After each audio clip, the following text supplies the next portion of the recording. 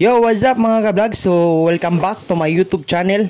At kung bago lang po kayo, huwag niyong kalimutan mag-subscribe para more updated kayo sa mga panibago kong i-upload mga ka-vlogs, no? I-click na din ang notification bell para updated kayo. So, ngayon mga ka-vlogs, ito yung gagawin ko is mag-haircut po ako ni Kuya. Yan po. Ginawa ko na yung ganyan kasi para madaling matapos yung gagawin ko na haircut mga ka-vlogs. Yan po. May sabi nila, kailangan may guide yung gupit natin. So yan, nilagyan ko ng guide yung underline yung ginawa ko. Yan, nakita nyo naman sa video. Yan po.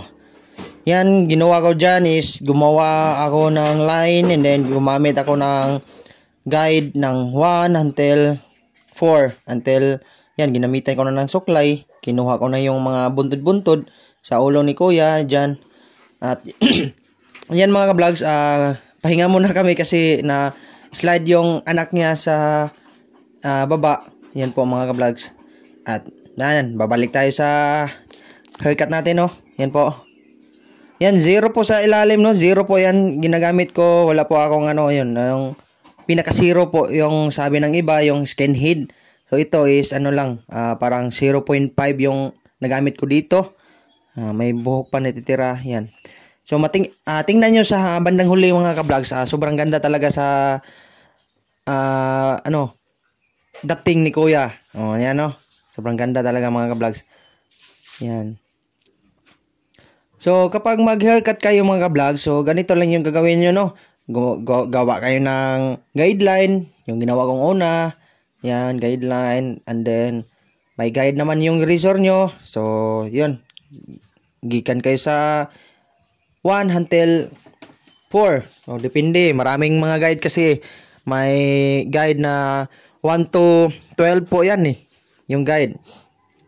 Yung haircut ni Kuya is siya, semi-upaw. At sa lupid siya. Yan, lupid. Or sa iba, barber. Pero tawag dito is lupid yan. Yan. Yan po mga ka-vlogs, no. Tapos, kung hindi nyo alam yung Facebook page ko, Facebook account, yan, personal account ko yan, at Facebook page ko na din. So, paki-follow lang, CG Patalinghog. Yan po, no? Paki-follow lang, CG Patalinghog.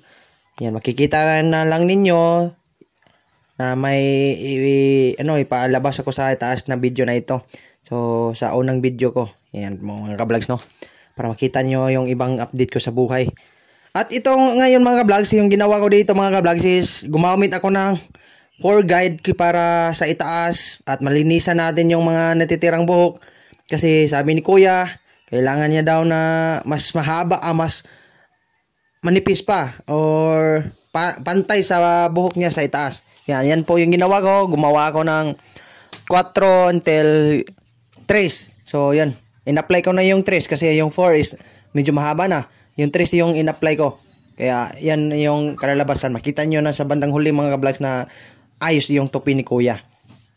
So dito mga ka-vlogs, so kailangan sa client nyo or sa customer nyo, kailangan ipakita nyo na kaya nyo ang gustong gupit niya. Yan po. Huwag kayong mahiya. Kapag mahiya kayo, so yan, may posibilidad na sablay kayo. Pero hindi lahat hindi lahat. Yan po yung gagawin nyo mga ka-vlogs. So, kailangan confidence kayo sa ginagawa nyo mga ka-vlogs. Kasi, skills nyo yan eh. Talent ninyo yan. Kaya, kailangan nyo talaga confidence. Kung may bagong customer, hindi mo alam kung tapos, magtanong ka, ano yung gupit niya, gusto niya. Tanungin mo, ano yon, lipis ba sa ibaba, or mabaga, or may mga guide yan eh. Pero, sabi na may ibang customer kasi mga ka-vlogs, magsasabi na, ikaw na bahala sa gupit ko. So, yes, maraming mga ganyan. Sabi na, ikaw na bahala sa gupit ko. So, yung gagawin ko, hawakan ko muna yung ulo nila, kung ba, may diferensya ba, or patas ba, balance ba. Kapag may siya, may mga bukol-bukol, huwag niyo naman gamitan ng 0. Kailangan 1 lang, no? Para hindi masyado makikita yung bukol-bukol nila sa ulo. Tapos, yung sabi na nila dito sa Bisaya, flat top. So, yun. Huwag nyo talaga gamitan ng ma-0, no? 1 pa rin. Yan mo. So, yan lang po yung share ko, no. So, ngayon mga ka-vlogs is nag-ano po ako dito sa Bisaya sa amin is naglabaha po ako. So, nag-shape po ako ngayon, no. So, lagyan natin ng line, linisan natin dito, hindi masyado makita sa video na ito kasi hindi ko alam kasi na angle, saan na angle yung camera ko. Pero makikita naman natin dito, yan, no. May ano na, may line na yung buhok ni kuya dito kasi ginamitan ko ng labaha or sieve. Yan po.